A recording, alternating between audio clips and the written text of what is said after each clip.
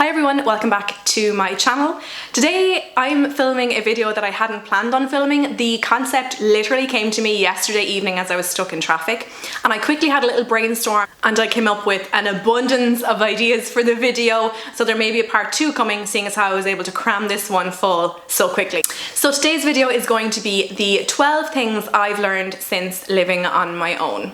Why 12, you might ask? It initially was meant to be 5, but I was coming up with stuff way too quickly to stop at 5, so I kept going, and 12 is where I seem to have stagnated. Before we jump into the 12 things that I personally have learned since living alone, please definitely hit that thumbs up button if you enjoy my content. That really helps me out. Hit the thumbs down if you don't enjoy, because that also helps me to gauge what content and what style of content to continue to post. And if you do enjoy my content and would like to see me regularly, I do upload regularly to my YouTube channel, and you can consider hitting the subscribe button and you won't miss an upload if you hit that bell. So I moved out of home when I was 21 years of age. I'm 33 now, so I've been living away from home for a very long time, but I've always had housemates or cohabited with partners.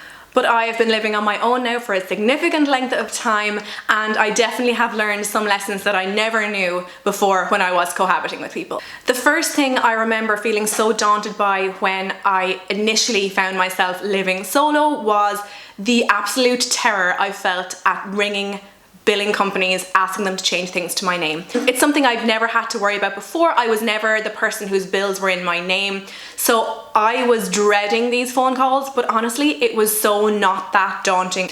I did some research among colleagues and friends with regard to who I should go with. I selected my company, I rang the customer service agent, and I was like, here, Alan. His name was actually Alan. I've never done this before, will you help me? He guided me the whole way through it. It was so flawless. Side note to that, my bills are actually an awful lot cheaper than I had expected and budgeted for.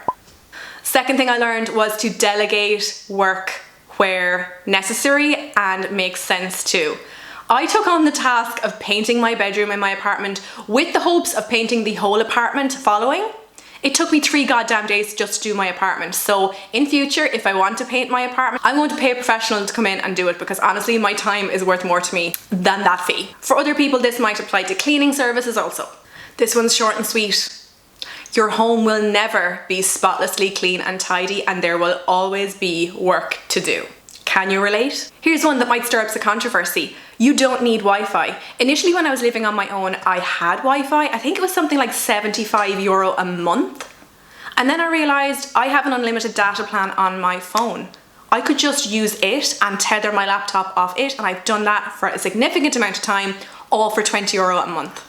No brainer. Sometimes I have people asking me, oh, do you dream of buying a house one day? Are you saving for a mortgage for the house? And my answer is always the same. No. First of all, I'm not really interested in buying a property anytime soon. Maybe in the future that might be the case. But as a female, a single female living on my own, the safest place for me to live is in an apartment. I'm in an upper floor, I'm in a building with other people. I feel like it's a really, really safe place for me to live. And on the flip side of that, it can definitely get lonely. I'm quite fortunate in that I can always occupy myself. I essentially have 2 jobs. I keep up with friends, family. I always have something I can be doing. I don't get lonely that often. It definitely can and does happen. Get a good Hoover. I've burned through 2 really shit Hoovers so far, and for Christmas just gone, it may sound really unconventional, I asked for a really good Hoover because it's money I really did not want to spend myself. So my beautiful mother got me the Hoover I wanted, and honestly it has been a game changer. I ripped through the hoovering in twice the time and it's twice as effective. Amazing. Invest in a good Hoover. The groceries won't get themselves. Previous to living alone, I was not the primary grocery go-getter. I just sent a list and they magically appeared in my kitchen. Groceries, they have to be done. Glassware in your apartment. You might be delighted with yourself when you've just cleaned it. It won't stay like that for long. Budgeting is crucial.